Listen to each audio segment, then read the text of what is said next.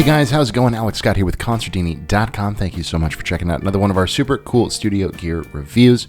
Now, if you guys have watched anything on the channel, you know that I am a huge fan of Presonus. I use Presonus Studio-1, currently in version 4.6. It's an amazing DAW, and it's not only incredibly full-featured in what it can do with editing and the fact that it has Melodyne integrated. There's all kinds of great stuff about Studio-1. But the plugins that come with Studio-1 are great, and then there's a lot of expandable kind of plugin content, additional plugins that Presonus offers that integrate with Studio-1 in really cool ways. And that's something that we're going to be taking a look at today. In particular, this is the Presonus CTC1 Console Shaper.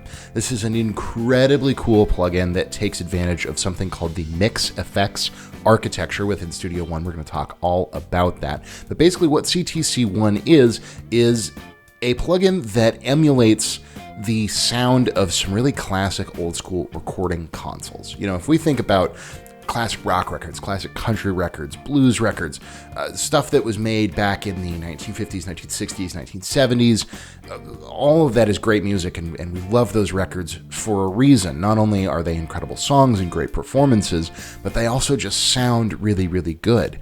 And when we think about a lot of those records, there's techniques and just kind of characters to them that made an amazing foundation for all recorded music that's happened since, right? We think of like the Beatles records, or maybe Dark Side of the Moon by Pink Floyd, or early Rolling Stones, this kind of stuff. You know, it's not just the performances, it's not just the songs. That's a huge part of it, but it's also just how those records sound.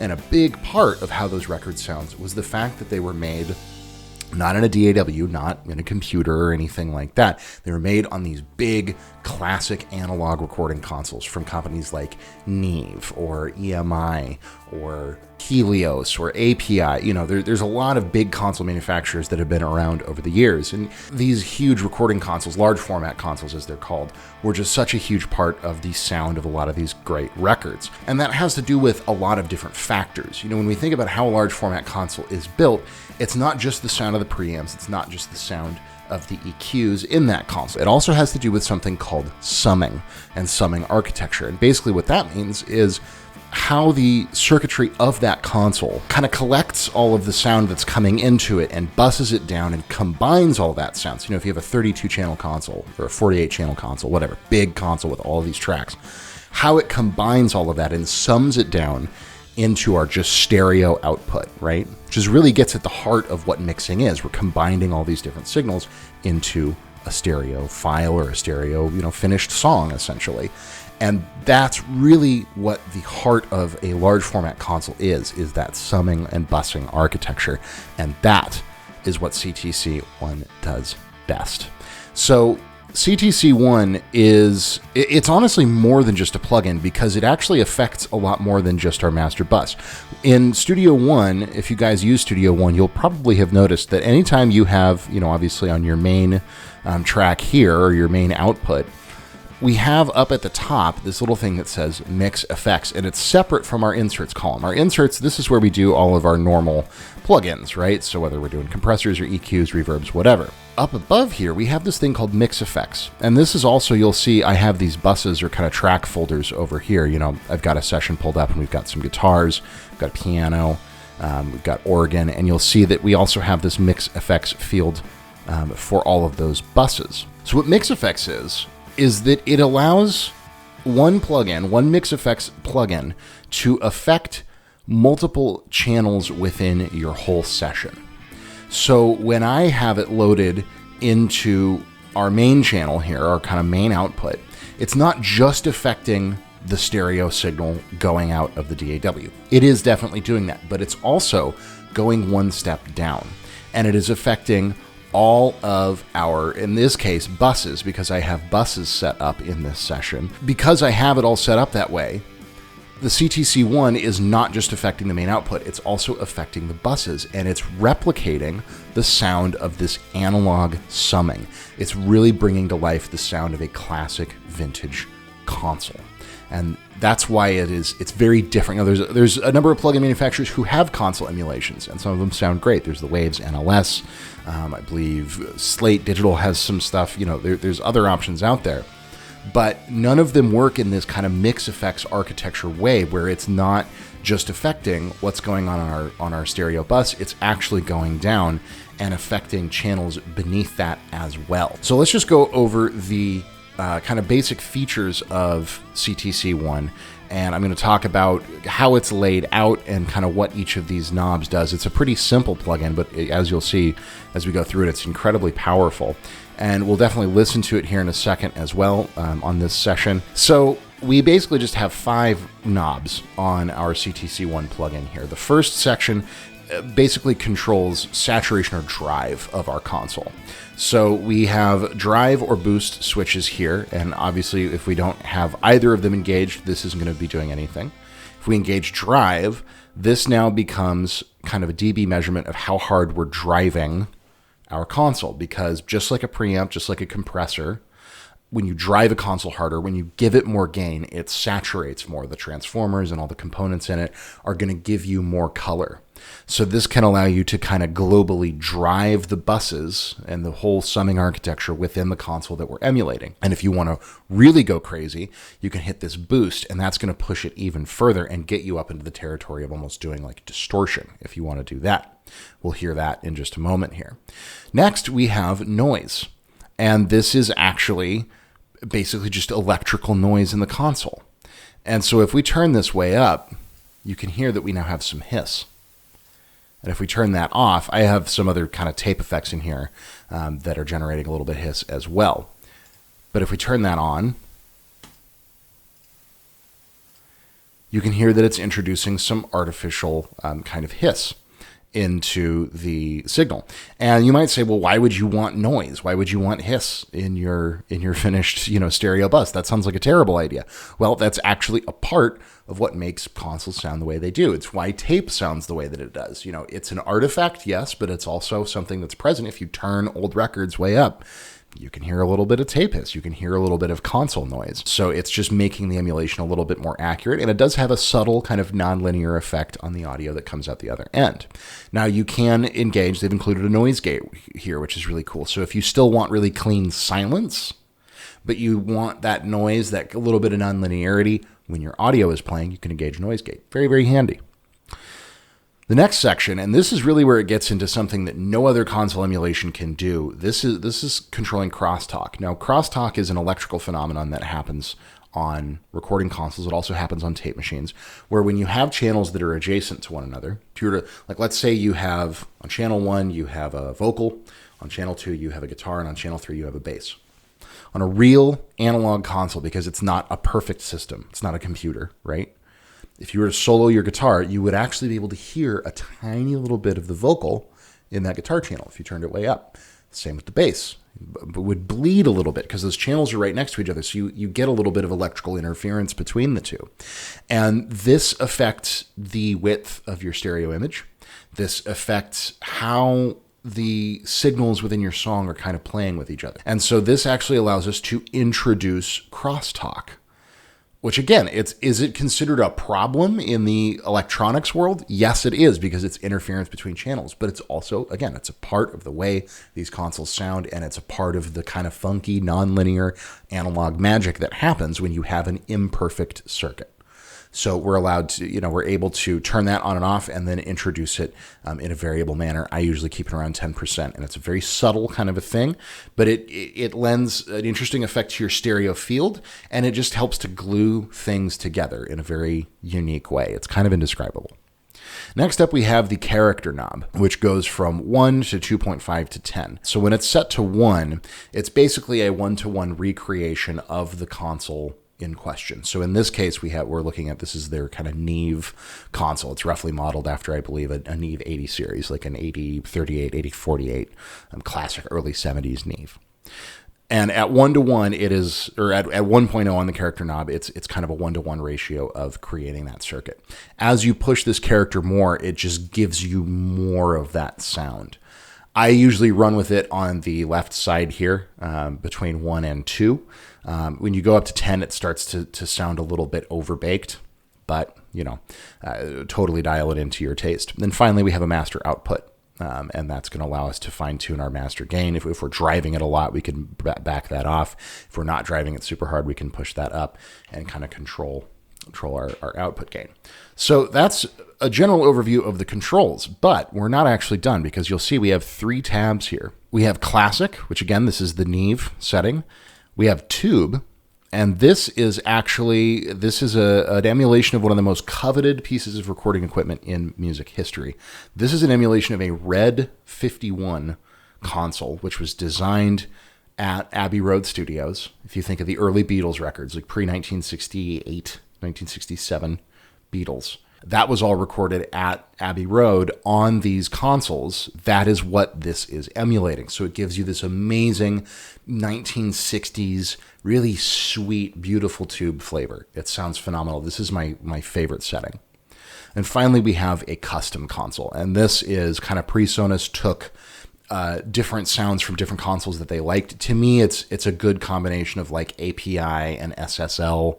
It's more of a punchy, hi-fi kind of scooped sounding console. So now that we have run over all of the features and talked about how this mix affects architecture is integrating, let's go ahead and listen to what CTC does. And it is very, very subtle, so I want you guys to listen carefully. I'm going to let the samples play for a little longer than I normally do. Just to start off, we're going to hear the classic. I'm going to give it a little bit of drive. Just because you try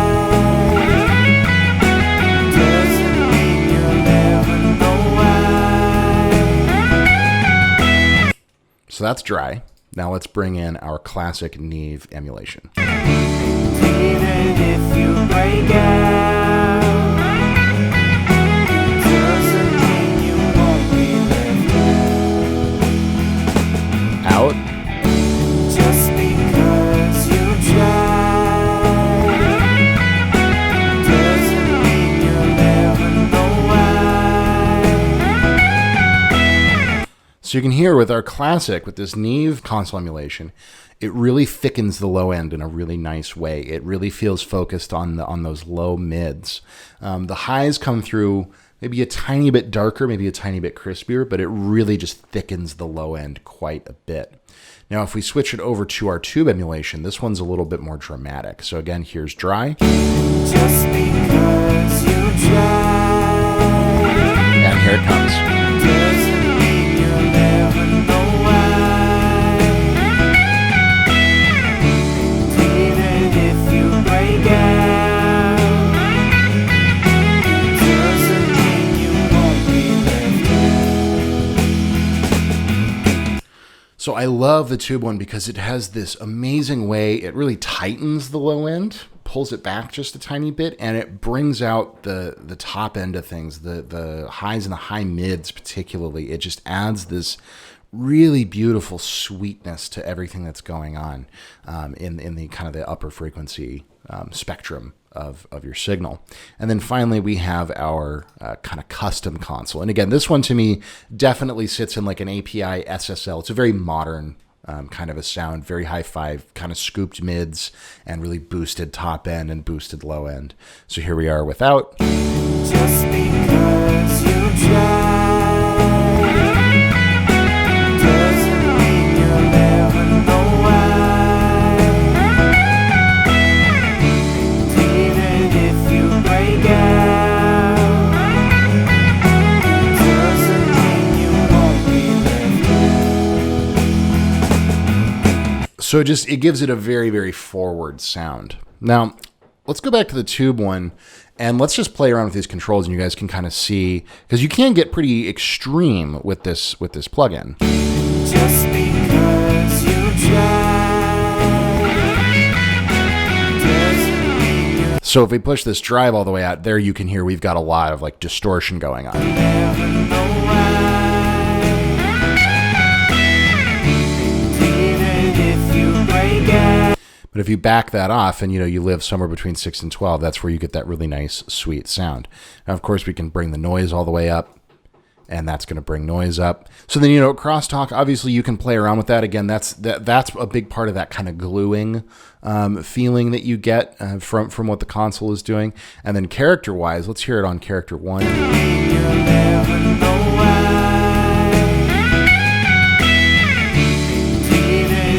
And when I push it all the way out to character 10, you can just hear it. It just gives you more of what's there. Again, here's 1, and then I'll boost it. Just because you try doesn't mean you'll never know why. I think when you get up to 10, it starts to sound a little overbaked, but you can hear it just gives you more of the emulation. It pushes those top mids out even a little bit more, at least with that tube sound. With our Neve one, you know, we can here's character 1 on the Neve emulation. Just because you try doesn't mean you'll never know why. It makes the effect that much more dramatic on things. I like to keep it between 1 and 2 because it is just a more subtle thing. But this is, you know, to me, it's amazing how much impact that it has. You know, it's very subtle when you're trying to just A/B it, but when you're thinking about it from the perspective of like starting a mix from scratch, like this one, which is currently a totally unmixed song, it just gets you a little bit closer to that really classic polished sounding product right off the bat. So instead of fighting with EQ and dynamics on every single channel, it allows you to just bring in this kind of umptuousness. You know, if we think about it in terms of cooking, it's like just a little bit of seasoning that really gives the whole dish, your whole song a little bit more depth, a little bit more flavor, and gets your mix closer to being done without really having to do much of anything. So yeah, guys, that is CTC1.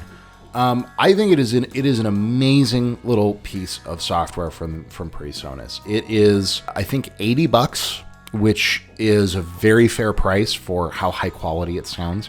This only works within Studio One because it is part of the Mix Effects architecture. It does not work like a normal plugin. You cannot load this in Cubase or anything else. So unless you're a Studio One user, you're unfortunately not going to be able to use it because it relies on this whole kind of summing Mix Effects principle. But if you are a Studio One user, this to me is the absolute best solution if you want to give your mix projects a really nice, authentic, console-y kind of a sound. If the idea of having a big console like that has appealed to you in the past, I think that you're going to get a lot of use out of this. I'm using it on every single mix that I do. Again, just to give it a little bit of extra glue, a little bit of extra flavor. It really makes it feel more like a record. It makes it feel more like a big studio mix. Because, you know, a lot of big mixing studios have the nice big console. I cannot afford one of those consoles. They run north of $100,000 very easily, and that's a lot of money that I do not have. So it's nice to get a package like this that works super easily, is really easy to understand, and sounds so great. So it's my newest favorite toy in my mix arsenal. I cannot recommend it highly enough. Again, if you are a Studio One user and you like to mix music like that, if you're working on rock, if you're working on anything that needs a really big studio sound, you know, I wouldn't necessarily use it for like video game scoring or sound design or electronic dubstep, anything like that, because that kind of stuff usually isn't made with a big console. I'm more talking about if you're working on those rock mixes or those hip-hop mixes, stuff that would be normally mixed in a big commercial recording studio on a big console, then this is going to be your absolute best friend for getting that kind of a sound. Highly recommended. Definitely check it out. But what do you guys think? What do you think of this Mix Effects concept? What do you think of these kind of console and tape emulations? Stuff that's more subtle and it's more about vibe than it is about being a direct effect. Whatever your thoughts may be, definitely leave them in the comments down below. Always love hearing from you. If you have not yet subscribed to the Consordini channel, please do that as well. Be sure to click the notification bell to be kept up to date with new videos. In any case, my name is Alex Scott with Consordini.com. Thank you guys so much for watching this video. I hope you enjoyed it, and we'll see you in the next one.